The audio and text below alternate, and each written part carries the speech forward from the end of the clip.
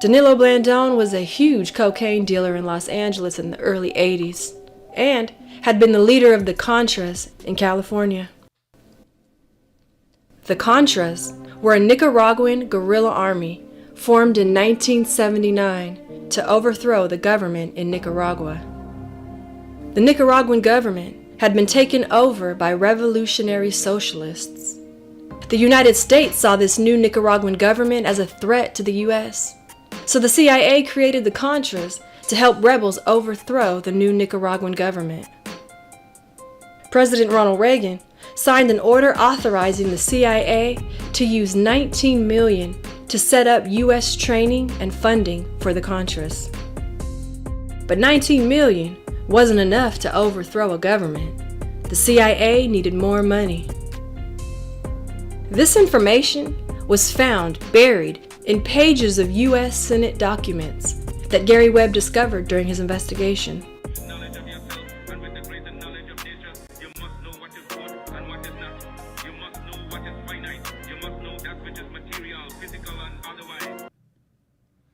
What's up, party people, man? I think we finally might have got this thing working right, yo. We've been having a couple little technical difficulties in terms of getting this out to you because we got a heck of a show planned for y'all today, bro.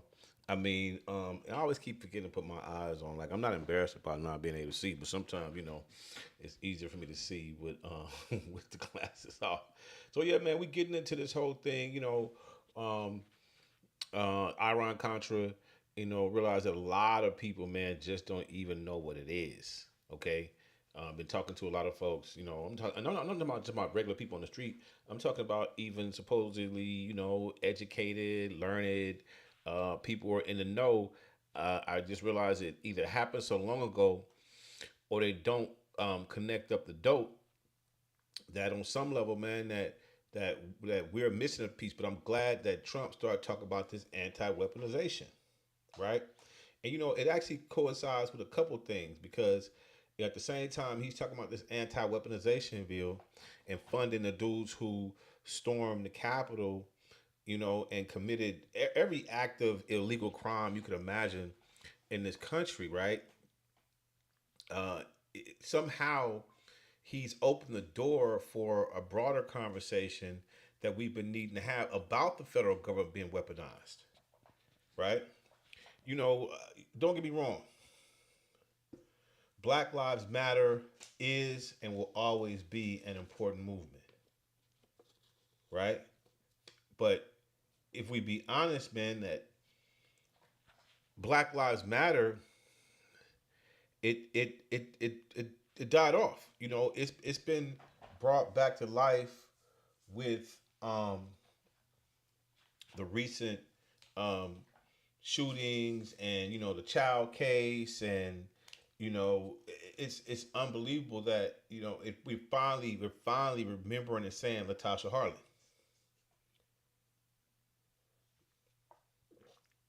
I worked on a series called Two Sides, where we dealt with cases that was happening since Latasha Harley, but it was in the 20 teens.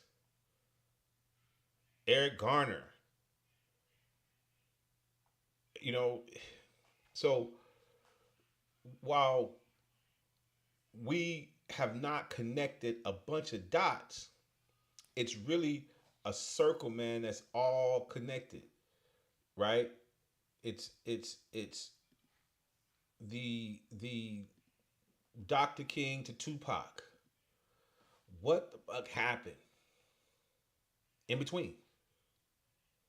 Crack. Crack. Crack happened. But why did crack happen? How did crack happen? It's too simplified to say that, just Rick Ross and a bunch of drug dealers got a bunch of people in the hood got together. Right? The anti-weaponization fund is a good idea, but it needs to be supporting the right people, the people who the government was really weaponized against, as I believe is a massive cover up. So listen, man, I'm not gonna delay this, any longer. I'm gonna make sure that we get right into it because you guys need to know first and foremost what was the Iran-Contra affair. This is from the History Channel. Okay, it's not something that we made up. This is from the History Channel. All right, let's get into it. It was one of America's most notorious presidential scandals that almost cost Ronald Reagan his presidency. The Iran-Contra affair.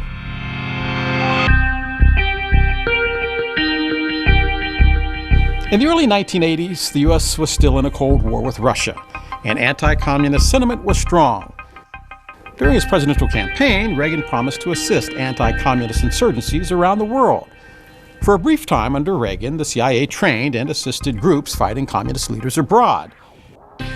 Reagan was particularly interested in a group called the Reagan called. Wait. Let's back this up a little bit. Okay, we need to make sure that you guys understand exactly what this is talking about. Okay, that Ronald Reagan was very interested in supporting this group called the Contras, right? This is everything that's been happening has been under the guise of national security, fighting communism. And so at that point, because we were fighting communism and because it was national security, I guess all things went. You hear what I'm saying? I guess it meant that everything was good. You could do whatever. So we're going to back it up, but I want to make sure you guys caught that point.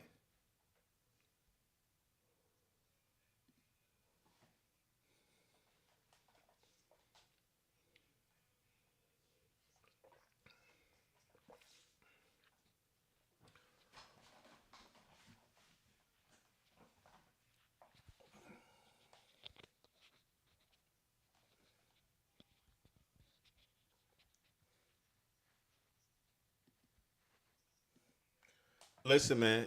See, they say stuff. They'll say a little emphasis moment, right? And they're kind of like they're emphasizing it, but in reality, they just getting past it. The Contras' money, a bulk of it, the majority of their money came from dope, selling dope. Period. I hope y'all listening to this. This is stuff you need to know. A lot of brothers did time behind this.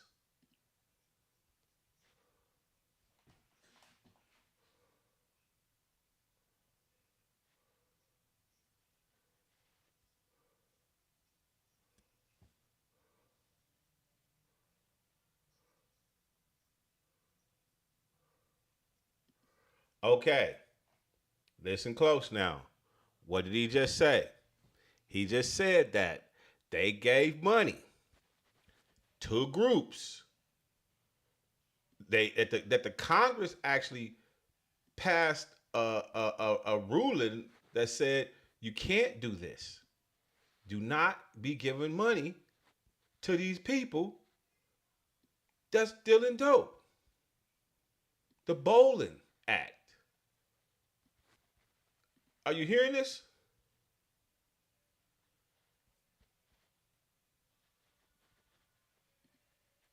Are you hearing it? Okay. So now, these are the people who. This is how it all started, bro. This is how it all started. Dope in the hood. This is how it all started. You want to know? Now you know. You see how I keep saying that always something weird be happening with this thing? So Iran-Contra, this is what it's talking about. How this whole thing started. Let's get back into it. Groups like the Contras.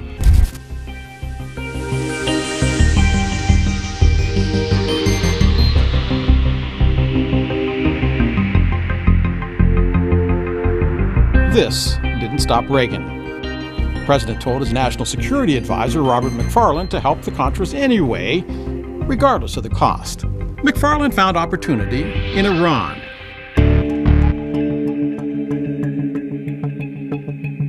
In 1985, an Iranian... Y'all hear what he said? They found opportunity in Iran. Okay? So, what they not telling y'all, the piece they leaving out is that the dope was already flowing into America. They already had these players in place. Danilo Blandon was already pushing dope. Go back and see, if you go back and watch anybody who ever watched any of them drug documentaries and everything, y'all know it was already coming into Miami. It was already up in New York. They were still figuring it out, right? By 82, they looking for, they've been pushed out of different cities. They've been pushed out of Miami. You know what I'm saying? Like the whole shootout. Come on, man. Y'all know about Griselda Blanco. Excuse me. All the shows, all the documentaries, all the stuff you ever seen. This is all of it coming full circle right now. And so in between Dr. King and Tupac, crack, dope, targeted to all the street dudes, all the hustlers, everybody who trying to figure a way out. Because by this time, they know what they're going to do. Hey, man, I don't want to be distracting y'all too much. Is it too important? Let's get back into it. Iranian-backed terrorist group held 7 American hostages in Lebanon. Reagan insisted his advisors find a way to bring the hostages home, saying, "I want you to do whatever you have to do to help these people keep body and soul together." So with permission from Reagan, McFarlane made a deal. The U.S. would give Iran weapons, and Iran would broker the release of the hostages. This happened even though Reagan publicly insisted he would not negotiate with terrorists, and despite the fact that there was a trade embargo with Iran. But that was just the tip of the iceberg. The deal with Iran didn't just secretly secure the release of the hostages in exchange for weapons. There was money involved. While $30 million had been allocated for the weapons, the CIA funneled a portion of that money to the Contras in Nicaragua, the group Reagan supported in their guerrilla fight against the Sandinista government. In 1986, the Lebanese newspaper Al-Shura reported the arms deal, and everything began to unravel. That prompted an investigation by the U.S. Attorney General, who discovered that only $12 million of the $30 million actually went toward weapons for Iran. The rest of the money was sent to the Contras in Nicaragua. Bro, let's dig in. Yeah, see, I keep telling y'all, man, something weird keep happening with, you know, the videos. You know, I do have all this stuff set up for y'all to be able to see it properly, but you know, something weird always happens with it. I'm not gonna even front and act like I'm surprised, right? We shouldn't be surprised because they don't want this information out. So y'all bear with me on any little technicals that we be having with this. You might see some editing going on in the midst of the live stream. This is wild. Bro, I can't. You can't make this stuff up anymore than what's really happening. So, this guy, Danilo Blandon. Anybody who know Rick Ross, anybody who ever heard the real Rick Ross speak or talk about what was really happening back then, you heard him say this name, Danilo Blandon. Danilo Blandon is the go-between, right? He the dude who, you know, got all this popping. Let's just keep it real. Without Danilo Blandon, a lot of things don't happen.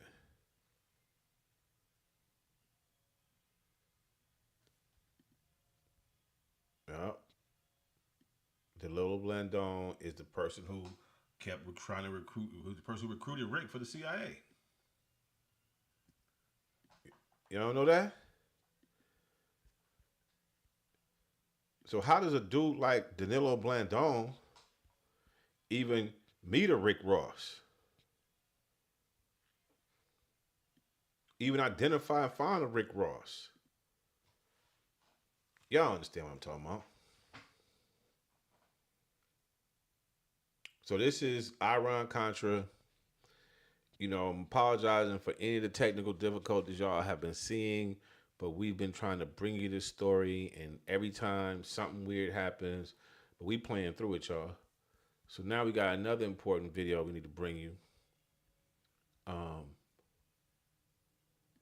You know, but let's finish off on the Danilo thing. Oh no, we gotta finish off and recapping the whole what was Iran-Contra.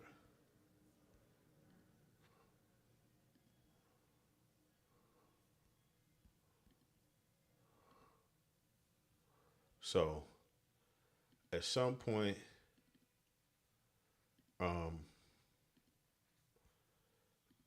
it all comes out. So let's get into it. The revelations were explosive. Reagan denied the allegations that he had negotiated with terrorists. But Lieutenant Colonel Oliver North came forward and acknowledged that he diverted funds to the Contras. North also said Reagan knew about it. North's testimony would inspire the press and Congress. All right, man. See, that's what I mean about how they speed by stuff, right? Oliver North, the person in charge of it all, more than likely the guy they tried to make it out to be a CIA agent, but really was a military dude. Because when he kept going to the jungle in snowfall, he was too easy going to the jungle in snowfall. See, this is how they play it. They tell it, the president knew, and then they move on.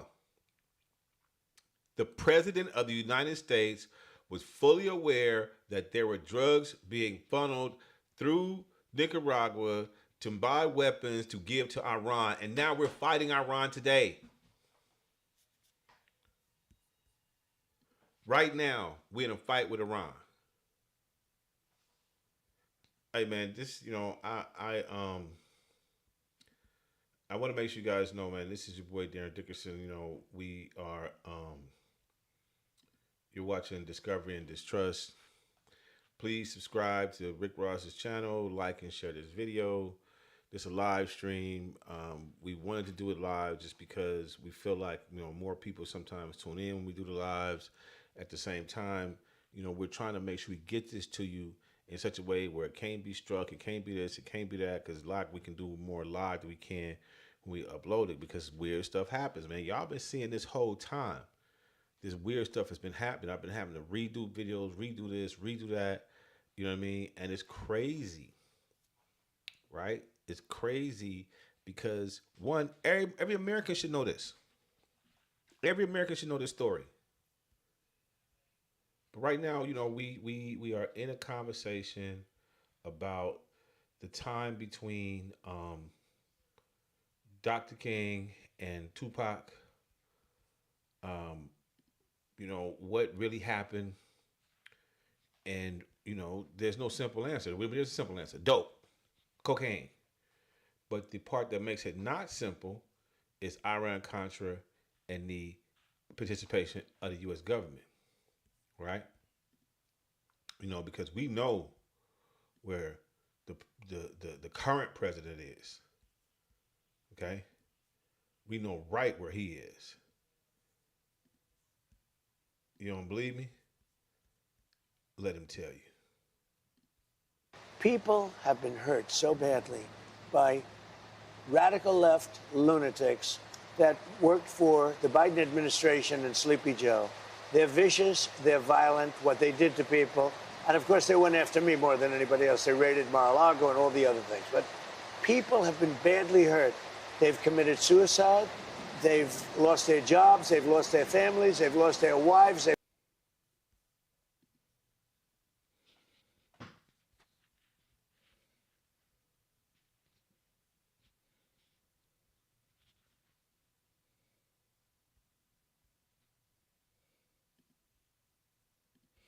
See this with me? See what I mean? Okay, listen, man. This is exactly what I'm talking about. So now all of a sudden the video freezes while he's in mid conversation. I'm gonna go back in, make sure that I do the things I need to do because y'all need to hear what he's saying. We're gonna skip ahead a little bit.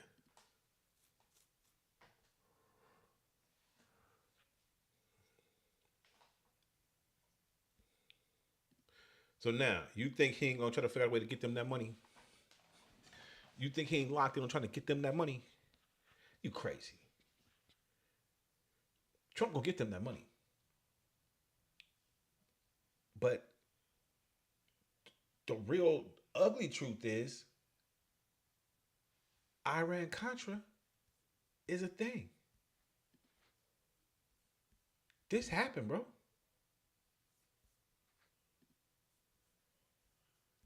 It happened.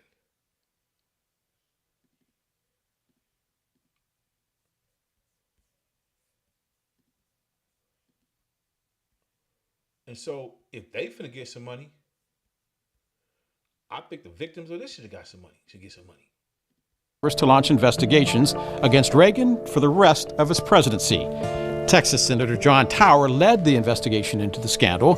The Tower Commission determined it was Reagan's lack of oversight that allowed Iran-Contra to happen, but did not implicate Reagan directly. It wasn't until another congressional investigation in 1987 that Reagan finally testified. On May 5th, 1987, joint hearings were televised investigating the covert arms deal with Iran and the assistance to Nicaragua. The hearings would go on for 41 days. Reagan was never charged, but Listen, you know them slippery suckers found a way to get out of it. So we ain't even gonna get into who was charged, who wasn't charged, who was named, who wasn't named. What we talking about is that there was an admission by the U.S. government that these things happen. Now there's been a whole series, TV series dedicated to it.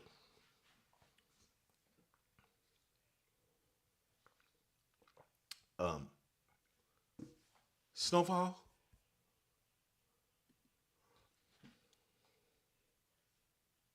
But none of that is the issue we facing now, because we're in the post of all of it. So think about what we're talking about. This is late 70s. They're going to say 82, but it took a time to get it set up and running. So late 70s, early 80s, they switching from heroin usage. Man, go watch The French Connection. Go watch Godfather of Harlem. The Doochie burnt up.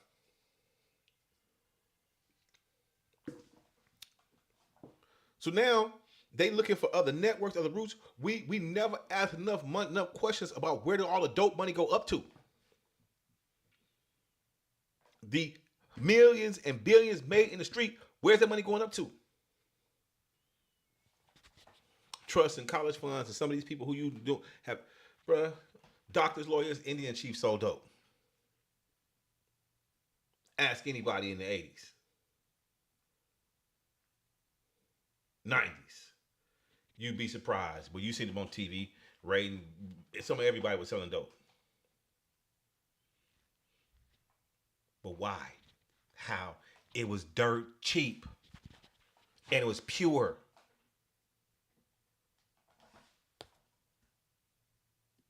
Iran-Contra. So listen, man, this show was a little clunky. We did it live. I may edit this down, so I'm a wrap before we get to the 30-minute mark. We're gonna keep digging into this subject. But before we go, man, I really need y'all to make sure y'all know where the President of the United States stands on this very issue. He's gonna give the last word. You have to get it approved. If they get it approved, that's great. If they don't get it approved, I'd be disappointed. All right, we're going to motor through this. But you have to understand, people have been destroyed by crooked politicians. and they should be reimbursed for that. Do you think anyone who attacked police officers on January 6th should get taxpayer money? I wouldn't be inclined to say so, but I have to see it. I can tell you this, 97% of those people, you look at them, the FBI or whoever it was, because you had a lot of crooked cops, you had dirty cops. Comey was a dirty cop. Well, a guy no like evidence Bolton was a dirty but cop. There's no evidence. Wait a minute, wait a minute. Oh, you think Comey was a straight people cop? who pleaded guilty to assaulting police Comey officers. was a dirty cop. No, but they the had people who FBI. assaulted police Listen officers. to me. They had FBI agents ushering them into the building. We know dirty cops existed. There's been movies about the dirty cops, dirty feds, dirty everything. So why these dirty cops, get to get away with it? Why does this group of people get to get reimbursed, get recompensated, and we're still sitting over here dealing with the effects of mass incarceration, of mandatory sentencing, of targeting, when our government was a part of bringing dope into the United States? It's a question you should ask yourself. And with the greater knowledge of nature, you must know what is good and what is not. You must know what is finite. You must know that which is material, physical, and otherwise.